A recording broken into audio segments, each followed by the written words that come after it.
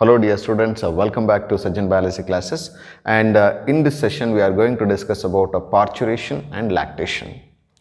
Hangandre on an average of pregnancy in a human female, it takes place 9 months. It is nothing but we can call this as a gestation period anta kariteve. Gestation period is different in different animals. So what is parturition actually then?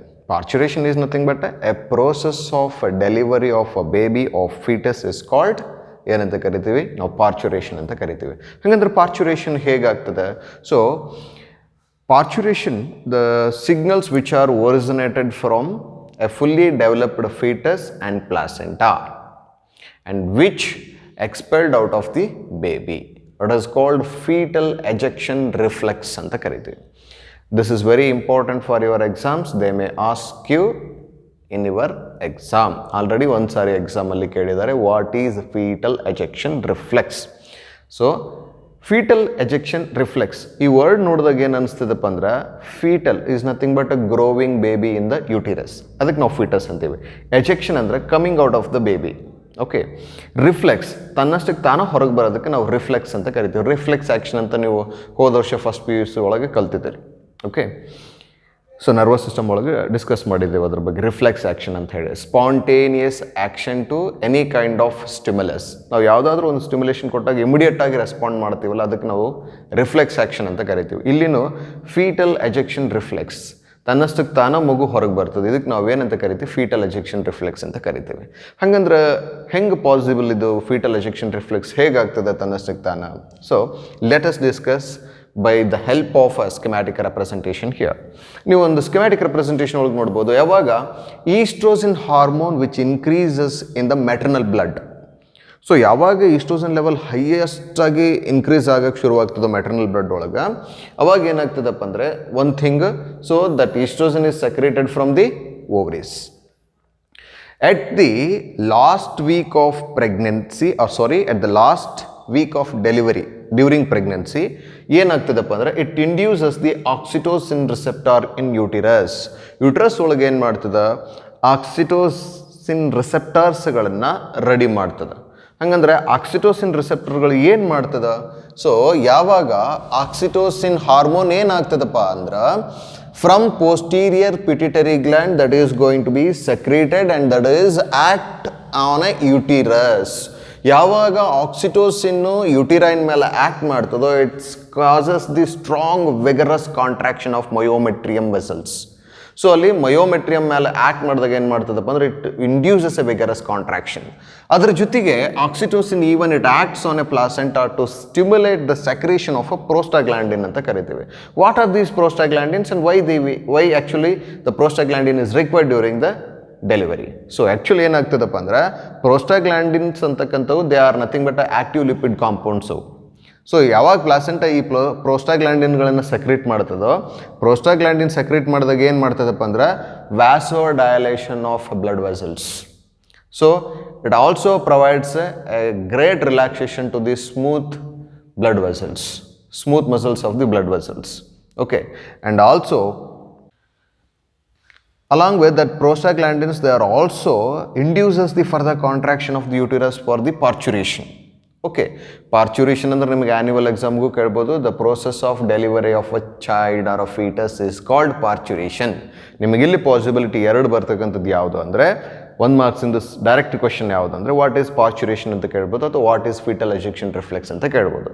Tricky ಕ್ವಶನ್ಸ್ಗಳನ್ನು ನಾವು ಭಾಳ ಕೇರ್ಫುಲ್ಲಾಗಿ observe ಮಾಡಿದಾಗ ಮಾತ್ರ ನೆನಪಿರ್ತದೆ. ಹಂಗಂದ್ರೆ oestrogen hormone ಯಾರು produce ಮಾಡ್ತಾರೆ ಅಂದಂಗಾಯಿತು?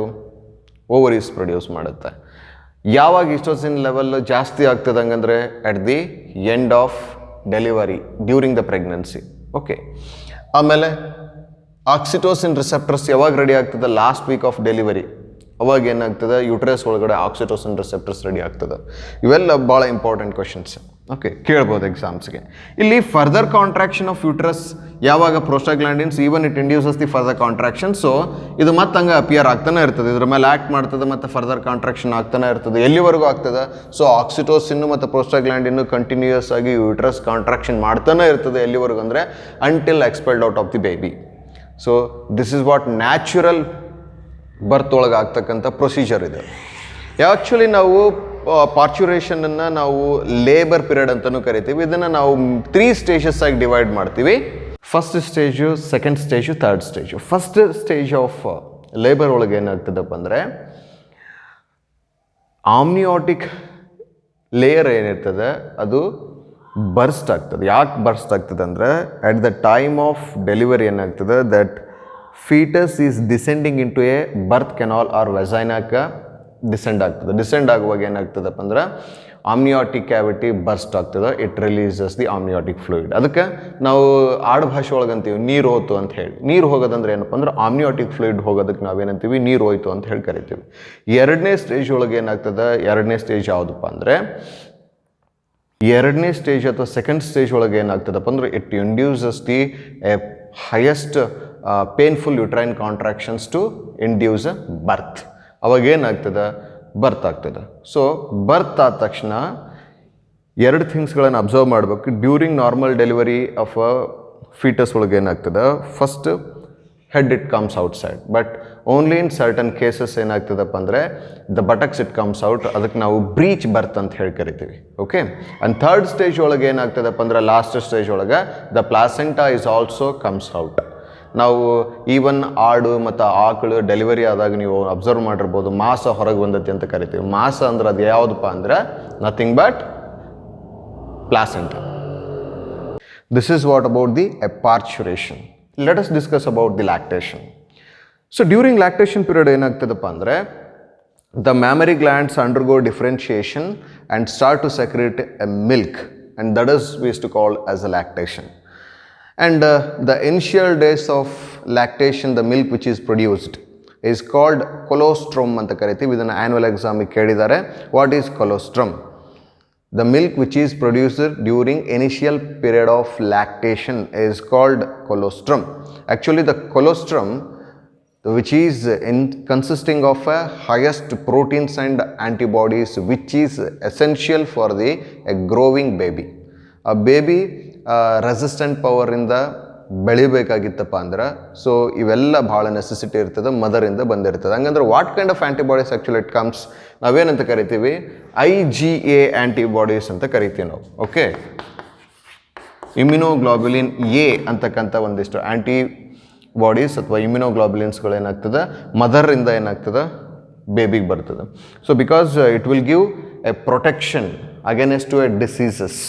Actually birth ಆದ ತಕ್ಷಣ ಅದಕ್ಕೆ ಇಮ್ಯುನಿಟಿ ಬೇಕಲ್ಲ, ಆ ಇಮ್ಯುನಿಟಿ ತಾಯಿಯಿಂದ ಬರ್ತದೆ. ಅದಕ್ಕೆ ನಾವು ಪ್ಯಾಸಿವ್ ಇಮ್ಯುನಿಟಿ ಅಂತಲೂ ಹೇಳಿ ಕರಿತೀವಿ. ಹಾಗಂದ್ರೆ actually that milk is going to be secreted and it is going to be ejected.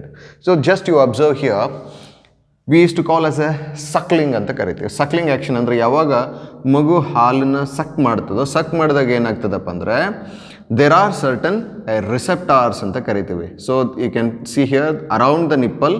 So there will be a oxytocin receptors ಇರ್ತಾವೆ. ಸೊ ಆ ಆಕ್ಸಿಟೋಸಿನ್ ರಿಸೆಪ್ಟರ್ಸ್ ಏನು ಮಾಡ್ತವೆ, they get stimulated and stimulates the hypothalamus.